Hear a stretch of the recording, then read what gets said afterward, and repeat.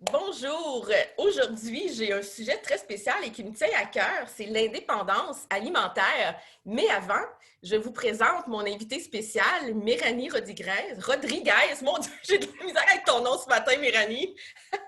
C'est les Aucun R. problème. C'est les R. Puis si je peux me permettre une anecdote, là, mon nom est plus long que ça. Et j'ai eu de la misère à nommer les R jusqu'à peut-être 10-11 ans. Mon nom, c'est Méranie Rinfray Rodriguez. Fait que je te comprends tellement de t'enfarger dans le R. En plus, je suis pas bonne à rouler mes R non plus. Donc, Méranie Rodriguez. Donc, on va parler d'indépendance alimentaire que j'aime vraiment. Mais avant, je veux parler de tous les chapeaux que Méranie porte. Donc, je vais regarder ma petite liste pour ne pas en oublier. Donc, Mélanie, tu es kinésiologue. Tu as étudié aussi en art-thérapie. Tu es professeur de yoga, coach holistique. Tu fais aussi le jardin aéroponique avec Tower Garden. Mon jardin vient de toi. C'est avec toi que je l'ai pris. Tu fais aussi avec Usana les vitamines, les suppléments. Et tu as aussi une spécialité en alimentation hypotoxique. Donc, pour les gens qui sont curieux, vraiment d'aller voir les différentes pages de Méranie, je vais les mettre dans l'entrevue. Mais aujourd'hui, bonjour Méranie, on parle d'indépendance alimentaire et le timing est parfait, sans parler du mot en C qu'il ne faut pas parler. Donc, Mélanie, pour un néophyte de la chose, c'est quoi de l'indépendance alimentaire? OK. Bien, tu parles de néophyte, puis moi, je veux dire que je ne suis pas non plus une puriste. Fait que dans ma propre définition de dépendance alimentaire, c'est d'avoir le moins possible besoin. Pour moi, là, c'était des grandes structures, d'être capable de. Là, ça va faire, je sais même plus, ça fait depuis la mi-juillet que je suis allée une fois à l'épicerie depuis la mi-juillet. C'était avant tous les changements de réglementation. Fait que je ne sais même plus ça fait combien de temps, je n'ai pas de notion de temps, peut-être 7-8 mois. Mon premier défi, c'était je vais tester si je suis capable de survivre bien, OK? Pas survivre là, à manger juste des lentilles, là, de survivre bien pendant un mois. Donc, l'autosuffisance alimentaire, c'est théoriquement de s'autosuffire, donc de produire tous ces aliments. Évidemment, c'est une grande entreprise, là, c'est un grand défi. Moi, sincèrement, j'ai pas, de toute façon, je mange pas vraiment de viande, mais j'ai pas de bétail, j'ai pas de poule pour mes œufs. Fait que dans mon cadre à moi, puis j'ai pas un immense terrain où j'ai des terres agricoles où je cultive tout à l'année. Fait que justement, ce qui est super intéressant avec la période dans laquelle on est depuis un an, c'est que ça m'a lancé un défi de dire, si j'ai pas tout ce que moi, je pense dans mon imaginaire que ça prend pour être complètement autosuffisante, comment est-ce que je peux faire pour quand même sortir du grand système et dire que, admettons que les épiceries fermaient demain, là, ça ne changerait rien du tout dans ma vie. Ça, vous devez pas être beaucoup au Québec à pouvoir dire les épiceries ferment demain, je suis correct. Je n'ai pas fait le tour parce que je n'ai pas essayé de lancer de mouvement ou quoi que ce soit. C'est vraiment un défi qui est. Tu sais quoi, Vanessa, la première fois où j'ai eu cet élan de dire hey, moi, je suis écœurée d'aller à l'épicerie, excusez-moi l'expression, c'est quand il y a eu l'espèce de folie de papier de toilette. Puis moi, à cette époque-là, j'étais encore en couple avec mon ex-conjoint. Puis lui, il allait à l'épicerie, mais il oubliait souvent le dit papier de toilette. Puis là, je me ramassais à aller faire la file. Puis on faisait la file dehors, là, tout le monde à 1,5 m. Là, j'ai dit, mais c'est con. Ça ne me tente pas de faire la file pour aller acheter du papier de toilette. Ça ne me tentait pas. Ça allait contre mes principes. J'ai pas le goût de perdre mon temps à faire ça. J'ai pas le goût. En tout cas, il y a bien d'affaires, j'avais pas le goût. Fait que là, j'ai dit comment je peux faire autrement. Puis après que je t'ai invitée sur mon podcast Imparfaite et Heureuse, puis qu'on a parlé ensemble, je t'ai demandé, écoute, dans ta boutique écolo, as-tu du papier de toilette réutilisable? J'avais dit non, mais maintenant j'en ai fermé la parenthèse, mais j'en avais pas à ce non, mais moment-là. c'est super important que tu le dises. À l'époque, tu n'en avais pas, puis maintenant, tu en as. Oui, puis à l'époque, moi, j'utilisais pas ça, mais c'est ça qui a déclenché. J'ai dit, moi, je vais commander d'une entreprise locale du papier de toilette puis des essuie-tout réutilisables pour pas aller à l'épicerie. C'était juste ça. Mais j'avais mon chum qui allait à l'épicerie. Puis éventuellement, avec le temps, là, c'était le temps des fermiers, les bacs à jardin. J'ai commencé à cultiver dehors. Puis après ça, quand le temps froid, je le voyais arriver, puis j'avais tellement de fun, je n'étais plus allée à l'épicerie, là, je me suis séparée. Malgré que j'avais plus personne pour faire les commissions à ma place, je n'allais pas à l'épicerie, là, j'ai dit, je suis capable de prolonger ça dans la saison froide. Puis là, sont venues toutes mes interrogations de comment je peux devenir autosuffisante malgré que je n'ai pas une ferme, malgré que je suis relativement en ville, etc. Et qu'on vit au Québec, parce que moi aussi, je suis un petit peu, j'essaie de t'émuler, mais tu m'inspires en fait, tu m'inspires, puis j'adore aussi l'indépendance alimentaire, mais c'est certain que je ne le fais pas au niveau de toi, mais je le fais pareil. Et un des gros défis, c'est l'hiver ici. Oui, c'est un grand défi. Qu'est-ce que tu fais en hiver, toi? Oui, c'est sûr que une des premières choses, tu sais, j'avais déjà entendu parler de la tour aéroponique, mais c'est pas ça qui a été le début, OK? Là, je me suis dit, comment je fais pour conserver qu'est-ce que j'ai cultivé cet été, de sorte qu'il m'en reste pendant tout l'hiver. Fait que là, je suis revenue aux routines de nos grands-mères. Tu sais, c'est drôle parce qu'en 2-3 générations, on a perdu tout ce savoir-là. Moi, je n'avais jamais fait de conserve. Je n'avais pas besoin de faire des conserves, j'allais à l'épicerie. Tu sais, je ne congelais pas mes fruits, mes légumes. Je ne faisais pas de blanchiment de légumes parce que j'allais à l'épicerie. Tu sais, puis on est tellement tout à portée de main qu'on oublie des méthodes, je veux dire, ancestrales, mais tu sais, qui sont d'avant-hier. Tu sais, c'est pas loin là, que nos grands-mères faisaient ça. Puis, justement, en tout cas, je vous évite mon arbre généalogique, c'est un peu complexe, mais la mère de mon beau-papa, elle habite sur des terres dans Charlevoix depuis vraiment longtemps. Puis, elle fait ses jardins, puis elle faisait des conserves. Puis moi, je trouvais ça cute, mais je ne me donnais pas à le faire. Puis là, je suis revenue à ces pensées-là. Je disais, OK, qu'est-ce qu'on fait pour utiliser les aliments qu'on a puis les garder tout l'hiver? Là, il ne me reste pas beaucoup de compotes de fruits. Mon père avait des pommes, des poires. Justement, c'est une des premières choses. C'est moi, j'ai fait mes bacs à jardin, puis j'ai été voir mon entourage. Qu'est-ce que mon entourage cultive puis qui ont trop? Tu sais, en quantité industrielle, puis là, ils vont laisser pourrir ça dans l'arbre ou à terre, là, tu sais. J'ai une de mes amies, elle a un arbre à pommettes. Elle dit, tu peux venir chercher des pommettes pour venir faire de la gelée. Elle dit, on peut juste faire ça avec ça. J'ai dit, watch me. On va voir qu'est-ce qu'on peut faire avec ça. J'ai fait de la compote de pommettes. C'est meilleur que de la compote de pommes, tu sais. Fait que j'ai appris plein de choses comme ça en regardant qui a quoi comme fruits ou légumes qui ont en quantité industrielle puis qui n'a rien à faire avec. Les tomates jaunes, là, pas jaunes, vertes, quand tu es à la fin de la saison, puis tu te dis, je n'ai trop, puis ils vont pas mûrir. Il y en a plein qui ne savent pas quoi faire avec ça. Moi, j'ai fait de la salsa verte, j'ai fait de la sauce à spaghetti verte, j'ai transformé beaucoup. Puis, je vais faire aussi une parenthèse pour les gens qui sont curieuses. Les personnes qui sont curieuses, qui vont aller voir sur ta page tes visuels de nourriture, parce que souvent, on pense, tu sais, on fait notre propre nourriture, on a nos propres végétaux, ça ne va pas nécessairement être beau, mais tes assiettes, elles sont absolument magnifiques. Puis moi, je réduis ma quantité de produits animaliers, mais je consomme encore des produits animaliers. Puis, tu sais, la mentalité, des légumes, tu sais, c'est pas diversifié, mais tes photos, elles sont magnifiques. Fait que j'encourage vraiment les gens à les voir parce qu'on peut rendre ça très beau. Et qu'est-ce que je trouve fascinant que je viens de découvrir sur toi, c'est que tu n'es pas né là-dedans nécessairement non plus, c'est que tu as appris. Fait que moi, je te vois aller avec tes petites compotes de pommes, puis je te suis, ça fait un certain temps. Je suis comme, wow! Mais la magie, c'est que toi-même, ça fait pas si longtemps que ça que tu as appris. Pas besoin d'être... Pas du tout, c'est un défi. On a un intérêt, puis on commence. Oui, avant, là, moi, pour mettre les gens en contexte, parce que des fois, effectivement, tu vois l'assiette, puis tu dis, elle aime les légumes et les fruits. J'adore les légumes et les fruits maintenant, mais pourquoi je suis devenue naturothérapeute spécialisée en alimentation hypotoxique? C'est parce qu'à 22 ans, j'ai fait de l'arthrite et une grave dépression. J'étais pas en santé, mais j'étais déjà kinésiologue. J'étais déjà professionnelle de la santé, pas en santé. Puis j'ai dit, je ne vais pas rester de même. Et il a fallu que je fasse vraiment un virage là, à 180 degrés. Et là, j'ai appris à prioriser les légumes et les fruits, mais mon repas préféré, c'était la baguette de pain avec du brie, du miel, des raisins et ma coupe de vin. Ça, je pouvais manger ça 4-5 soirs semaine. Là. Puis dans mon bain, je mangeais des amandes dans le chocolat brun. Là, quelqu'un qui me côtoie depuis les dernières années, voyons donc, ça, c'est pas Méranie. C'était moi avant, mais j'ai fait des choix.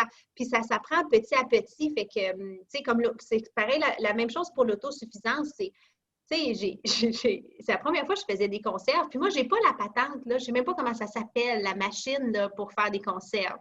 Donc, moi, j'ai dit, bon, apparemment qu'il faut stériliser les plats. J'ai été sur Google, il faut stériliser les plats, puis après ça, tu fais bouillir ça, tu sors ça, après ça, tu mets ta bouffe dedans, puis tu le remets dedans, puis ça bouille. Ben moi, je me suis pas tentée de quoi pour aller dans le fond de mon chaudron, puis ça marche, mais tu sais, parce qu'il y a 50, 60 ans, là, il n'y en avait pas de machine là, pour faire ça. Là.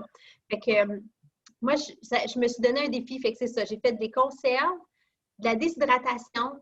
J'ai appris à me faire des craquelins moi-même en déshydratant parce que j'ai aussi, je fais ça de même, j'ai centrifugé des fruits comme un de mes pères avait justement des raisins bleus en quantité. Quoi, centrifuger? Centrifuger, c'est faire du jus.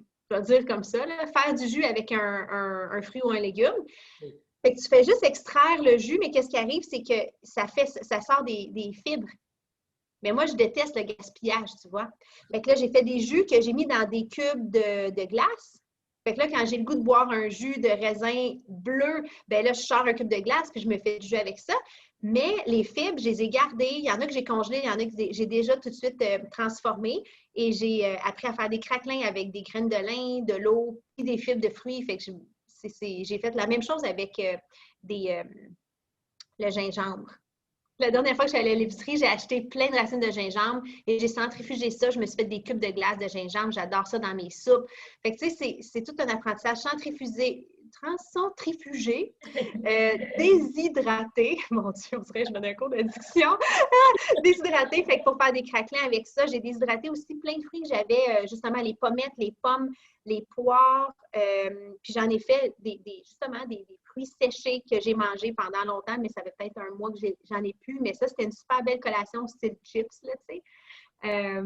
Mais puis mon fruit préféré, sincèrement, là, déshydraté et en compote, c'est la pommette. Puis tout le monde pense qu'on peut juste faire de la gelée avec ça.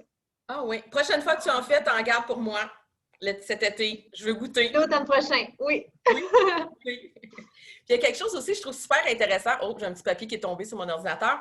Quelque chose que j'ai trouvé super intéressant en lisant, je suis tombée sur un de tes articles de blog et où tu parlais de ton cheminement et tu viens d'y faire référence aussi où tu n'as pas toujours été dans l'alimentation que tu es, mais ça parlait dans cet article-là justement qu'au tout début, tu étais hyper intransigeante, puis je ne mange que ci, je ne mange pas ça.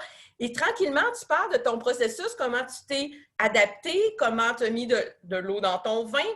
Et aussi, tu m'amènes à... Non, jamais d'eau dans mon vin! Juste l'expression, juste l'expression. Mais ce qui m'a amené que j'aimais vraiment, vraiment beaucoup, parce que tu expliquais que tu étais contre le gaspillage et que même si c'est un produit qu'aujourd'hui tu ne consommais pas, que quand tu es invité chez quelqu'un, bien, s'il l'avait, tu vas le manger quand même pour ne pas gaspiller, pour honorer l'être vivant qui est mort pour nous nourrir. Et ça, je trouvais ça vraiment, vraiment beau parce que le monde où on vit, où on a tous des opinions différentes, des façons de faire, déjà, des fois, on est souvent en conflit avec nous-mêmes dans nos choix, mais là, en plus, avec les autres.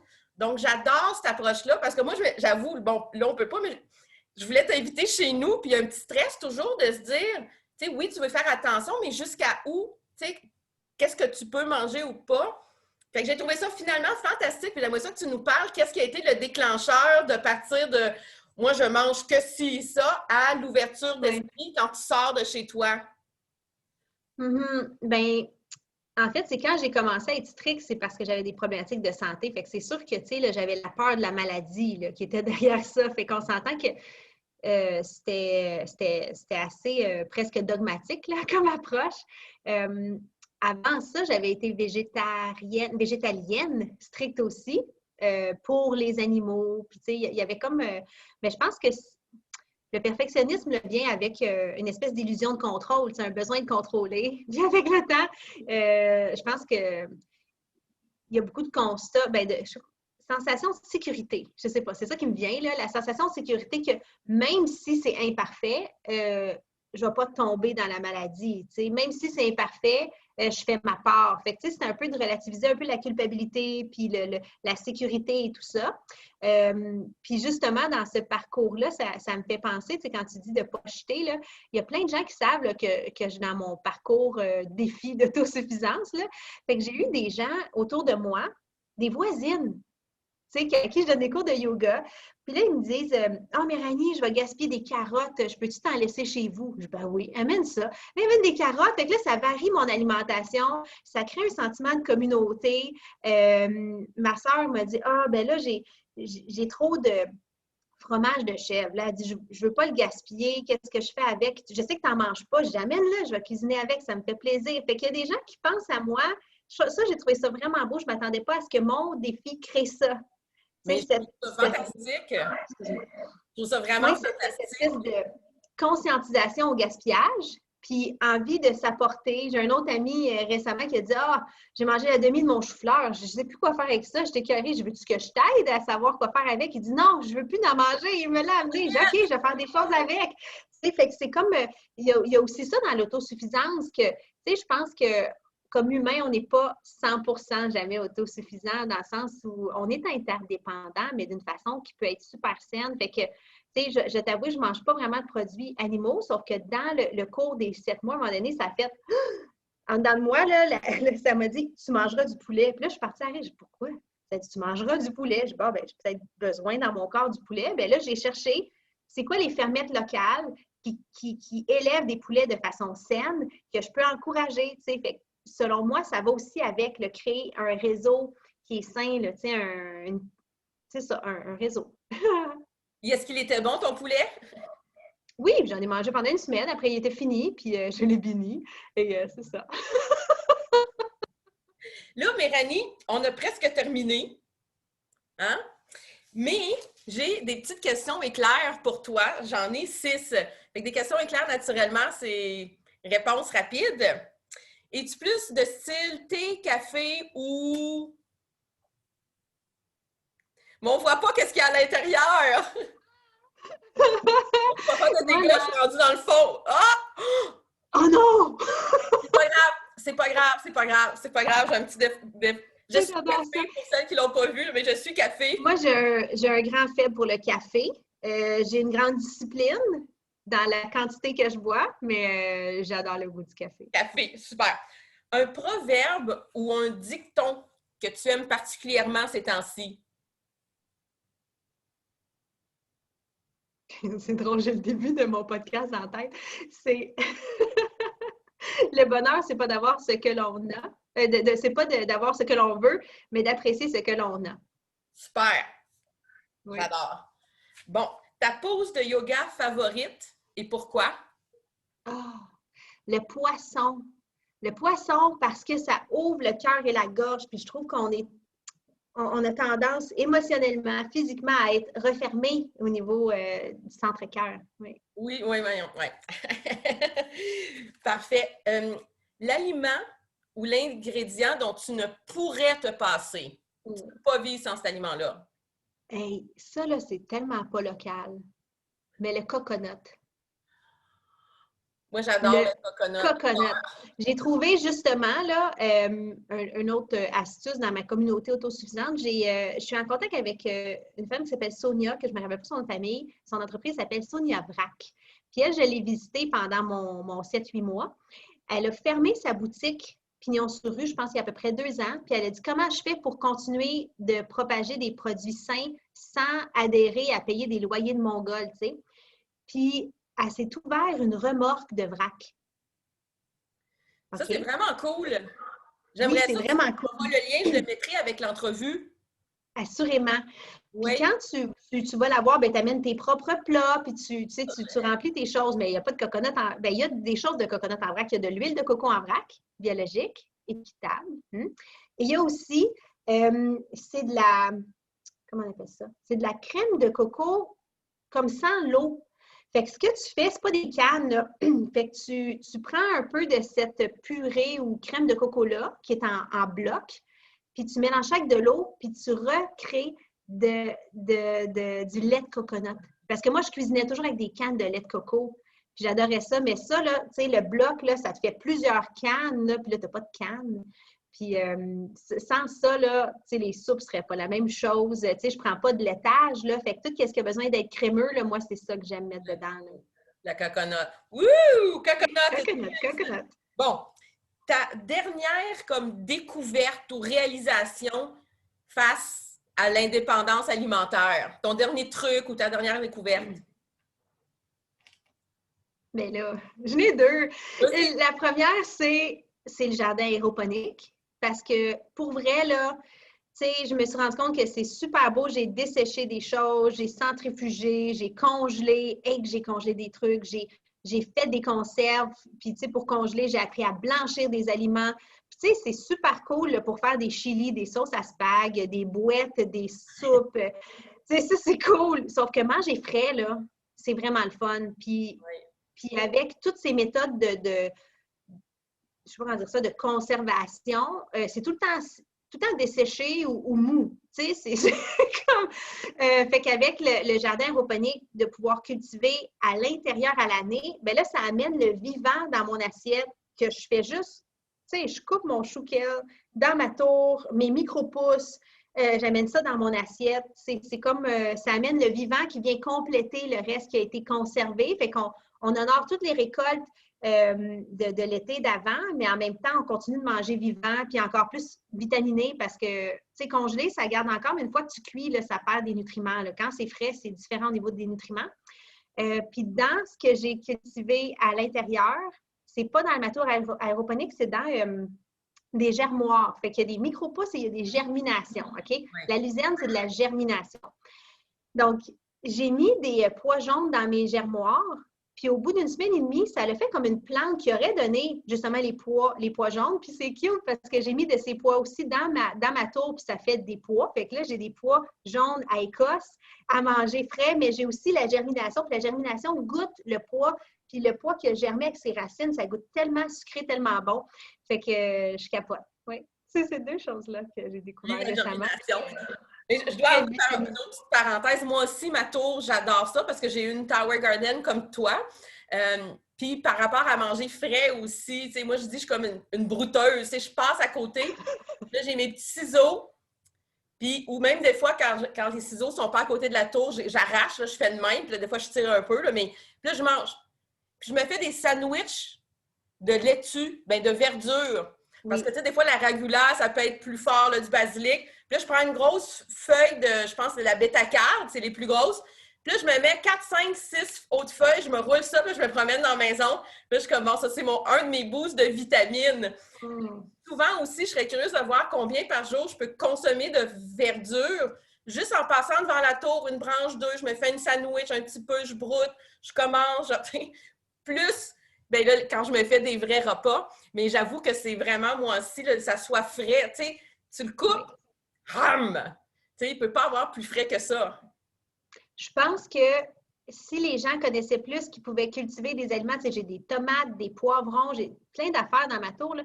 Si les gens savaient qu'ils pouvaient cultiver en même temps que conserver, il y aurait beaucoup plus de gens autosuffisants parce que c'est sûr que manger tout le temps cuit, tout le temps mou, tout le temps sec, c'est pas excitant. Là, tu sais, mais en complément d'aliments frais, c'est parfait. C'est vraiment l'équilibre de plusieurs, comme tu dis. Puis ce que j'aime vraiment dans ton processus, c'est que tu n'es pas stické sur une option.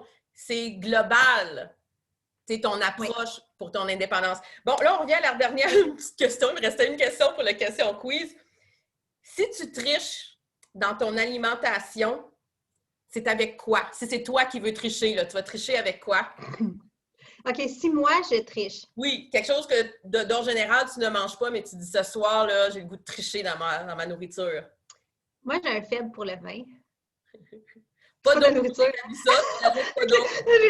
J'ai un faible pour du vin. À part ça, mais il y a tellement de vins locaux, bio, extraordinaires, là, mais c'est comme une parenthèse, qui goûtent full de bon en plus. Mais quoi d'autre dans mon alimentation? Si je triche, bien, je suis pas une dent super sucrée, mais j'ai des phases d'inspiration à cultiver des desserts. Là, cette semaine, là, à cultiver, à fabriquer des desserts qui sont plus sains que la majorité des desserts qu'on pourrait boire. Là. Mais cette semaine, j'ai concocté un brownies qui avait des légumes dedans, d'ailleurs, que personne n'a goûté. J'ai vu la photo, moi, je veux manger ce que tu fais! Oui, c'est du brownies avec, justement, j'ai des protéines dedans, des légumes, j'ai mis de l'avocat parce que justement, quelqu'un m'avait amené de l'avocat. J'ai mis chou-fleur, le chou-fleur que mon famille ami m'avait amené, carottes. J'ai mis de la farine de pois. Et pour le sucre, pour le goût sucré, c'est quoi? J'ai mis une cuillère à soupe de sirop d'érable de Rougemont. Tu sais, je cuisine tout le temps à tout ski, là, mais c'est ça. J'aime ça cuisiner des choses. Puis je te dirais, bon, tu vois, j'ai trouvé une de mes. C'est pas une bête noire pantoute, mais noire, pareil. C'est le chocolat noir. C'est justement chez ma belle amie Remorque, mon amie Remorque Sonia. J'avais acheté pour le temps des fêtes, je voulais faire des. Moi, habituellement, je faisais des chocolats pour ma famille, tu sais. Puis là, j'ai dit comment je fais là, dans le contexte actuel. Évidemment, tu sais, avant, je faisais des chocolats fins avec de la paraffine dedans, là, tu sais. C'est comme, ça fait cute, mais c'est dégueu, là. On s'en rend pas compte, tous les chocolats fins, là, qu'il y a comme de la paraffine dedans. En tout cas, fait que là, j'ai acheté des chocolats noirs de Sonia. Puis là, ben c'est ça. Ça, c'est l'ingrédient clé de mon brownie, là, tu sais. C'est du chocolat noir. Oui, mais Mélanie, c'est pas sucré du chocolat noir? Chocolat noir, c'est pas très sucré, en fait. C'est ça, c'est quand on va dans 70 et plus, il y a plus de cacao. Puis, quand il est de qualité, ben, de beurre de coco aussi, que d'autres choses, là, tu sais. Fait que c'est pas très sucré, effectivement. Tu as raison, c'est pas très sucré, mais pour le corps, ça fait comme... Mais c'est bon pour l'esprit aussi. Mais c'est bon Oui, pour la oui, c'est santé, super bon. un haut pourcentage de cacao, là, c'est très bon. Oui. Tu triches Oui, pas c'est quand bourré de magnésium, c'est bourré de tryptophane pour baisser le stress, sincèrement. C'est vraiment sain, mais il faut choisir des chocolats de bonne qualité, puis idéalement éthique, tu sais. Fait que c'est ça. Fait que mes bêtes noires, c'est le café, le vin et le chocolat noir. Et je sais quoi Mais faire la prochaine fois qu'on va pouvoir se voir pour t'amener un petit cadeau. Je sais là, maintenant, si je veux, je sais ce que tu aimes. oui, j'adore ça. Puis effectivement, il y a des façons de rendre ça qui est vraiment, selon moi, sans culpabilité, là. Et puis c'est tout le temps une question d'équilibre. Fait que moi, si je mange, tu sais, avant, j'adorais la fondue au fromage. Si ça arrive, je vais chez quelqu'un, je mange de la fondue au fromage, je vais en profiter allègrement, je vais prendre une enzyme digestive, puis je vais l'accepter avec joie, là, tu sais. C'est pas faire du zèle avec ça, là. Super. Mélanie, c'est tout. Je sais même pas combien ça fait de temps, mais c'est... Oh mon Dieu, je bosse 20 minutes, je pense. Pardon? Je pense que ça fait à peu près 20 minutes. 20 minutes? OK. Je me donne toujours comme objectif 10 minutes, mais je le pète, c'est incroyable. Donc, sur ça, on va se laisser, mais j'invite vraiment les gens parce que une image vaut 1000 mots. Et j'adore tes photos, autant sur, c'est surtout sur Facebook là, que moi, je les vois passer, mais je vais mettre, quand je vais mettre en ligne l'entrevue, puis j'invite vraiment les gens à aller voir tes photos parce que quelqu'un qui est peut-être curieux, intéressé, qui ne sait pas trop où commencer, bien, c'est certain que quand on est attiré par une photo magnifique puis qu'on se dit « Hey, je pourrais faire un plat, mais utiliser ces ingrédients-là et rendre ça aussi beau que Mélanie, parce que j'avoue, moi, j'ai comme un fantasme depuis que je te connais, comme que tu m'invites chez toi. Je dois avouer que j'ai goûté à ton café et tes grains de chocolat, tes grains de café enrobés de chocolat, mais que c'était quelqu'un qui t'avait offert. Oui. Toi, je m'en souviens. La kombucha maison. Je pense que tu as goûté la kombucha, non? Non, mais j'ai goûté ton petit thé bleu. C'est pas... OK, ben je t'inviterai. Tu goûteras la kombucha maison. Bon, on t'invitera puis tu pourras goûter avec joie. Oui, parce qu'on n'habite pas très loin, tu sais, pour que les gens, là, c'est sûr que non, présentement, là, mais quand tout va revenir, oui, on n'arrête pas très loin. Donc, Mélanie, un énorme merci. Ce fut un plaisir. Et sache que tu es une influence positive sur moi. Fait que tu as déjà quelqu'un qui te suit assidûment. Donc, je te remercie énormément. Ça fait plaisir. Bye bye! Attends, c'est un peu comme ça. Puis sur ça, je vous dis bye bye, puis je vous invite à aller visiter les pages de Mélanie.